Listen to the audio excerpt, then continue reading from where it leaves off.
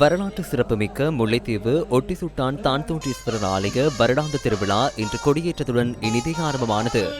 கொடியேற்றத்தினை முன்னிட்டு கச்சிலிமடு பிள்ளையார் ஆலயத்திலிருந்து கொடிச்சீலை எடுத்து வரப்பட்டது. தொடர்ந்து சிறப்பு வசந்த மண்டப பூஜைகள் நடைபெற்றன.